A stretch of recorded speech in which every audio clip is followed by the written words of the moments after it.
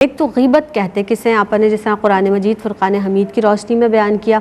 आप फरमाइए कि ग़ीबत किसे कहते हैं, फिर चुगली है, ग़ीबत है, बहतान है, क्या डिफरेंस है, क्या फ़र्क है इनमें, फरमाइए। बहुत शुक्रिया। बिस्मिल्लाहिर्रहमानिर्रहीम। आज का मौजू बहुत ही उम्दा है, फ़ी ज़माना इस पे गुफ्तगू करने की, जानकारी हासिल करने की और इससे जो हिदायत और इंस्ट्रक्शंस हमें मिल रही हैं उस पर अमल करने की बहुत ज़्यादा ज़रूरत है।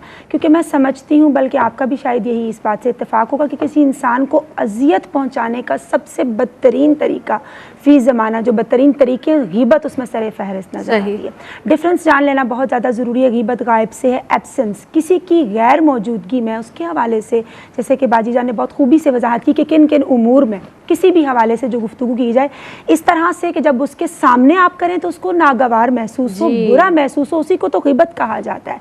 अबू हुरैरा रज़ी अल्लाह ताला अन्हु से रिवायत है कि नबी करीम सल्लल्लाहु अलैहि वसल्लम ने से दरियाफ़्त किया गया कि ग़ीबत क्या है, और जब आप सल्लल्लाहु अलैहि वसल्लम ने फरमाया कि मुसलमान भाई के पीठ पीछे तुम उसके हवाले से इस तरह से गुफ्तगू करो कि उसके सामने बात करो तो उसको बुरा महसूस हो, तो इसी को ग़ीबत कहा जाता है। जब असहाब रिज़वानुल्लाहि अलैहिम अजमईन ने दरियाफ़्त किया कि अगर उसकी शख्सियत में वो चीज़ मौजूद हो, तो आप सल्लल्लाहु अलैहि वसल्लम ने फरमाया कि उसकी शख्सियत में वो चीज़ मौजूद है तो ही तो वो ग़ीबत है।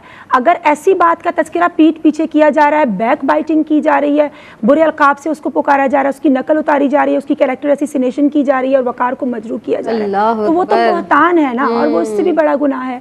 वो अल्लाह और उसके रसूल सल्लल्लाहु अलैहि वसल्लम के यहाँ सख्त नापसंदीदा है, क्योंकि बहतान किसी मासूम पर बिला वजह इल्ज़ाम लगा, जो उसमें है ही नहीं, जो उसमें है ही नहीं, वो उसकी ज़ात के साथ मंसूब कर देना, उसकी कैरेक्टर असैसिनेशन करना, उसकी इज्जत को ख़राब करने की कोशिश करना। और मैं समझती हूँ जब इंसान ऐसा करने की कोशिश करता है तो माजरत के साथ वो खुद ये शो कर रहा होता है कि उसका जहन का क्राइटेरिया और स्टैंडर्ड कैसा है। इससे इज्तनाब करना चाहिए। अल्लाह और उसके हबीब सल्लल्लाहु अलैहि वसल्लम को ये चीज़ बिल्कुल पसंद नहीं है। अब हम आते हैं चुगलखोरी की जानिब कि जो चुगलखोरी की जाती है दो लोगों में, दो फैमिलीज़ में, दो दोस्तों में, दो घरों में, मोहल्ले के अफराद में, नेबर्स में फितना फसाद डलवाने की कोशिश करना, जिससे रंजिशें, कदूरतें, नफ़रतें, अदावतें और इंतशार जन्म लेता है सोसाइटी के अंदर। अब उसका क्या मकसद होता है कि ये दो लोग आपस में या दो ग्रोह आपस में जुदा हो जाए। ऐसी कोई बात एक के सामने बयान कर दी जाती है, दूसरे की उसके सामने, यानी लगाई बुझाई भी जिसे कहा जाता है, या इधर की बात उधर करना। तो जैसे कुरान पाक में एक आयत का मफहूम ये भी है ना कि फासिक तुम्हारे पास कोई खबर लेकर आए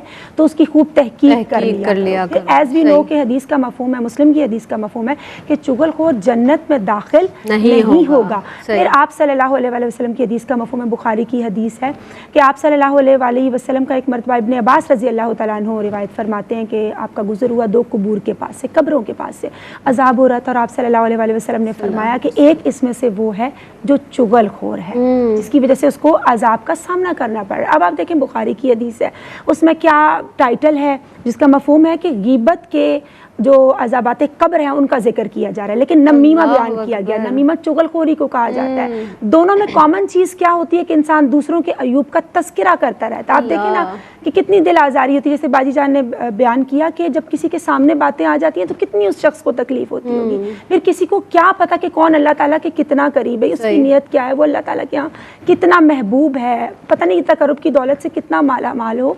तो इससे इज्तनाब करने की कोशिश करनी चाहिए, क्योंकि हदीस का मफहूम है कि आप सल्लल्लाहु अलैहि वसल्लम ने फरमाया जिसने किसी मुसलमान को तकलीफ दी उसने मुझे तकलीफ दी, मुझे तकलीफ दी उसने अल्लाह को तकलीफ दी। सुभान अल्लाह। मौला अली रज़ी अल्लाह तआला अन्हु ने फरमाया कि लफ्ज़ों के घाव कभी मुंदमिल नहीं। तो हमें कोशिश करनी चाहिए कि ज़ुबान से सदाकत, खैर ख्वाही, नरमी, मोहब्बत से हमारी गुफ्तगू मुज़य्यन हो, ताकि हमारा दिल अल्लाह ताला की याद का, मोहब्बत का मरकज़ बने। सुभान अल्लाह, सुभान अल्लाह।